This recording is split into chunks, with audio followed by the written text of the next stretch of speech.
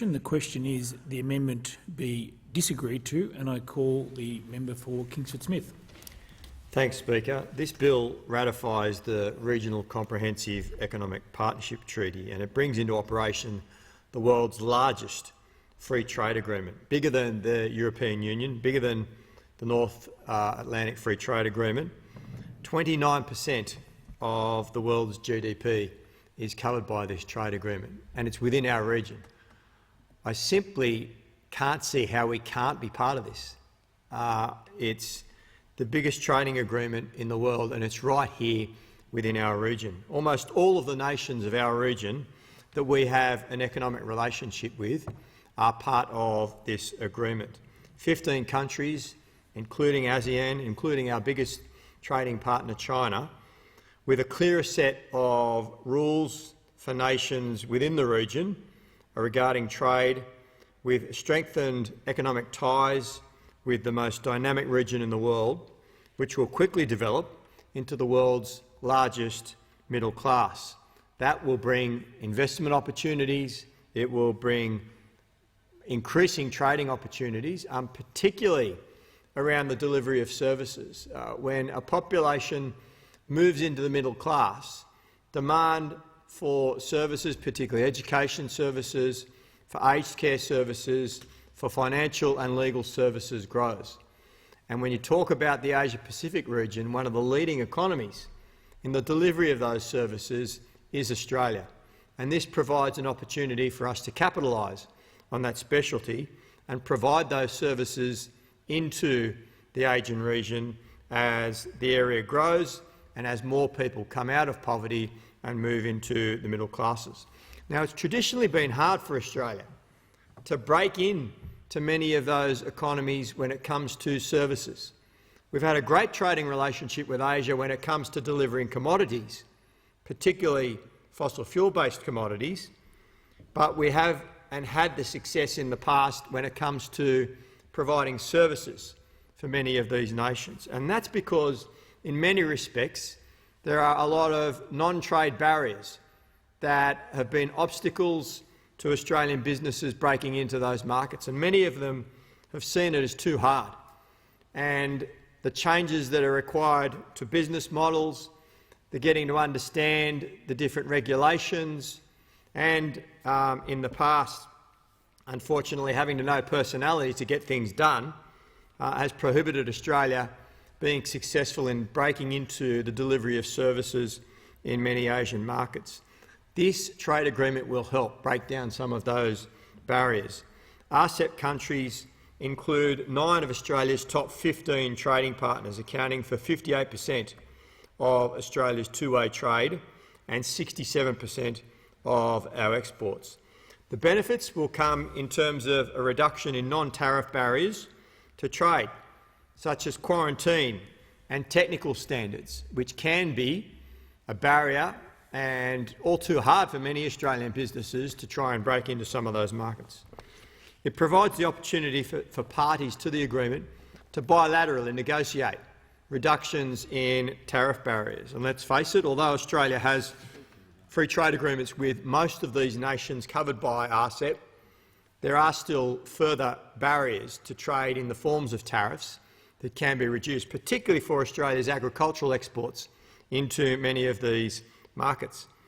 It provides investment protections for companies and businesses that want to trade and do business within Asia. But I reckon that the most important aspect of this agreement, and one that will provide benefits particularly for small to medium enterprises in Australia, is that it sets a single set of rules for exporters to trade under, rather than the multiplicity of different rules and procedures under the various free trade agreements that Australia has dealings with. So in that respect, it's very important in cutting red tape, particularly for small to medium enterprises. And if you're one of those businesses that you've got a product or a service that businesses in Asia may be interested in, and you're looking to break into that market, having a single set of rules that you can apply under multiple nations with is a big benefit. It's a big benefit for the creation of investment opportunities and jobs here in Australia. It also contains accountability measures regarding trade for member states, and this will be important in combating and reducing corruption in trade. And I think it's worth noting, Speaker, that many of the nations that will be party to this particular agreement are not democracies. And there have been issues in the past in terms of doing business in many of these nations where corruption has unfortunately been ingrained and part of the culture and part of the process of doing business in those countries. Now, of course, in Australia, we don't do business that way. And there are laws and there are regulations and there are bodies that are put in place to combat those sort of activities. So by having accountability measures for trade between member states, the reduction that hopefully will come in corruption associated with doing business in some of these countries, particularly in the non-democracies, will be a huge step for free trade within the region. It will also be a huge step for the development of a rules-based trading system within our region, and there's been much debate about the strategic merits of this over recent times, particularly the last decade, about ensuring a rules-based trading system for countries operating in the Asia-Pacific region, particularly when you're talking often about democracies trading with non-democracies. And this will be important in delivering a rules-based trading system that all can work to and apply to and understand and break down some of those barriers that have existed in the past. Now, like any free trade agreement, there are always concerns that have been put forward by Australians, by organisations, and I can understand the concern of Australian workers about their job protection and free trade agreements. The first issue I want to deal with is investor-state dispute settlement clauses, ISDSs, and the Labor Party has part of its platform an opposition to these on a routine basis being put into free trade agreements. And there's a good reason for that. There's a good reason for that. In the past, companies have tried to use ISDS clauses in free trade agreements to undermine Australian laws and regulations that are put in place for the good of the Australian people.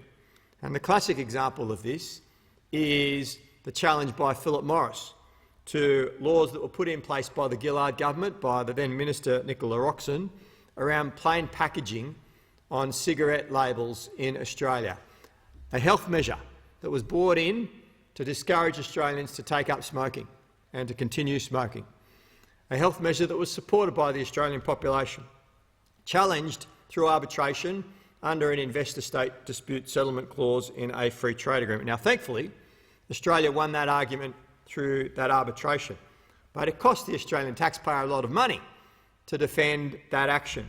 And the notion of a corporation being able to use a clause in a free trade agreement to undermine and challenge an Australian law that's been decided democratically by this parliament and the people of Australia for the betterment of the Australian people is something that Labor does not support. Importantly, this free trade agreement does not contain ISDS clauses, so that should not be a problem. It does not dilute the capacity of the Commonwealth or the states to regulate skilled temporary migration, and this is important to the Labor Party and to the union movement and workers. No one likes to see imported labour brought into a country, particularly on conditions and wages that are lower than domestic workers. And it's been a challenge for Australia to regulate that in the past, because typically when we do try and negotiate free trade agreements, other nations like to provide opportunities in employment in Australia for their workers. And it was a particular challenge with the China Free Trade Agreement. But thankfully, due to Labor sticking to its guns, we were able to strengthen that agreement and get labour market testing as part of that. Well, nothing in this agreement will undermine the ability of the Commonwealth or the states to continue to regulate for labour market testing and for domestic or international skills assessments. The final point I'd like to raise, Speaker now, relates to Myanmar. I want to point out that I and Labor members condemn the human rights abuses that have been occurring in Myanmar following the coup. We have condemned Minau's actions. We have asked the government to review military cooperation with this particular group and with the junta. We have asked the government to undertake targeted sanctions. We have asked the government to be much stronger when it comes to defending democracy in Myanmar. And we, of course, sympathise with the people of Myanmar and condemn the actions of the coup leaders. But the best way to ensure that the concerns of Australians, that the concerns of people in Myanmar are heard are through international dialogue. And this particular free trade agreement provides an opportunity for Australia to be part of that regional architecture, to put those concerns and to ensure that hopefully they can be actioned. And one way that potentially that could occur with respect to Myanmar is for this free trade agreement to be done, for Myanmar to be admitted to the free trade parties, but then to be immediately suspended by the parties until they can work out the situation that has developed in Myanmar and they can return to democracy. And that's an option that is on the table that the Australian government could consider. So all in all, Speaker, this is a benefit for Australia, it's a benefit for Australian workers, and I'm pleased that the Labor Party is supporting it, and I commend it to the House. Yeah.